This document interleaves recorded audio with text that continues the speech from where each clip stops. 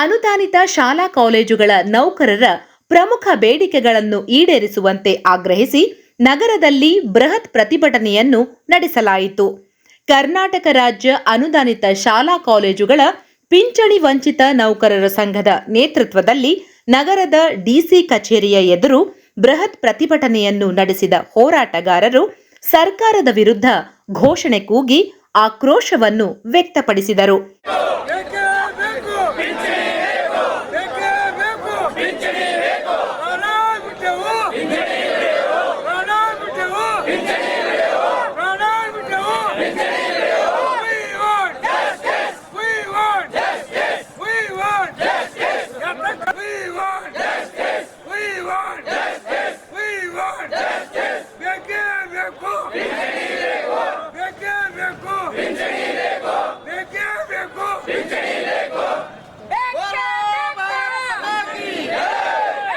ಇನ್ನು ನೌಕರರ ಪ್ರತಿಭಟನೆಗೆ ಸಾಥ್ ನೀಡಿದ ವಿಧಾನ ಪರಿಷತ್ ಸದಸ್ಯ ಶಶೀಲ್ ಜಿ ನಮೋಶಿ ಅವರು ರೈತರ ಪ್ರಮುಖ ಬೇಡಿಕೆಗಳಾದ ಹಳೆಯ ನಿಶ್ಚಿತ ಪಿಂಚಣಿ ಸೌಲಭ್ಯ ಕಲ್ಪಿಸುವುದು ಸೇರಿದಂತೆ ವಿವಿಧ ಬೇಡಿಕೆಗಳನ್ನು ಈಡೇರಿಸುವಂತೆ ಒತ್ತಾಯಿಸಿದರು. ನಮ್ಮ ಪ್ರಮುಖವಾದಂಥ ಬೇಡಿಕೆ ಏನಂತಂದರೆ 1/4/2000 ನಂತರ ಯಾರು ಸೇವೆಯಲ್ಲಿ ಸೇರಿದ್ದೇವೆ ಅವರಿಗೆ ಇವತ್ತು ಸರ್ಕಾರ ಪಿಂಚಣಿ ಕೊಡ್ತಾ ಇಲ್ಲ. ನಮ್ಮ ಬೇಡಿಕೆ ಏನಂತಂದರೆ ಅಲ್ಲಿವರೆಗೆ ಯಾರು ಸೇವೆಗೆ ಸೇರಿದಾರ ಅವ್ರಿಗೆ ಕೊಡ್ತಾ ಇತ್ತು. ಇದು ದಿಢೀರ್ನೇ ಅದನ್ನು ಬಂದ್ ಮಾಡಿದ್ರಿ. ಇನ್ನೊಂದು ಕಡೆ ಮಾನ್ಯ ಸಿದ್ದರಾಮಣ್ಣವರು ಡಿ ಕೆ ಶಿವಕುಮಾರ್ ಅವರು ಅಧಿಕಾರಕ್ಕೆ ಬಂದರು ಕಳೆದ 2023ರಲ್ಲಿ.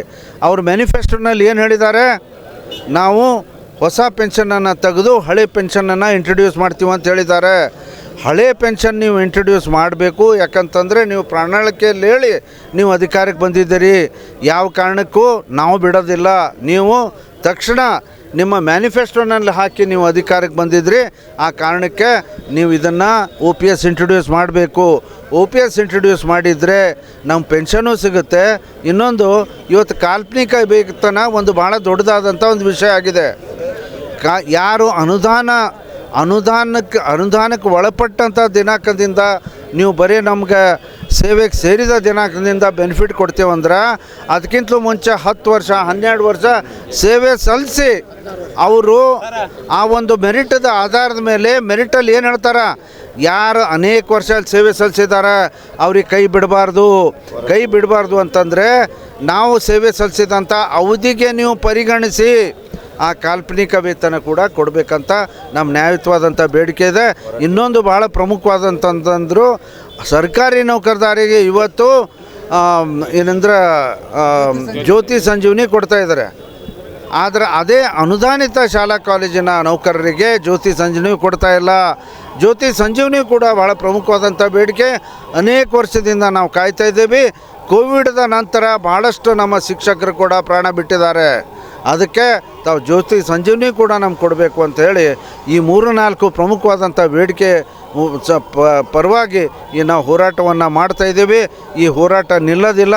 ನಮ್ಮ ಕೊನೆ ಉಸಿರಿರುವಾಗೆ ಈ ನ್ಯಾಯಯುತ ಬೇಡಿಕೆ ಈಡೇರಿಸುವವರೆಗೆ ನಾವು ಹೋರಾಟ ಮಾಡ್ತೀವಂತ ಸಂದರ್ಭದಲ್ಲಿ ಹೇಳಿ. ಪ್ರತಿಭಟನೆಯಲ್ಲಿ ಸಂಘದ ಜಿಲ್ಲಾಧ್ಯಕ್ಷರಾದ ಕೃಷ್ಣ ಮಾಗಣಗಿರಿ, ಇನಾಮೋದ್ದೀನ್ ಖಾಜಿ, ಸೂರ್ಯಕಾಂತ್, ಮಲ್ಲಿಕಾರ್ಜುನ್ ಡೊಣ್ಣೂರ್ ಸೇರಿದಂತೆ ಇತರರು ಉಪಸ್ಥಿತರಿದ್ದರು.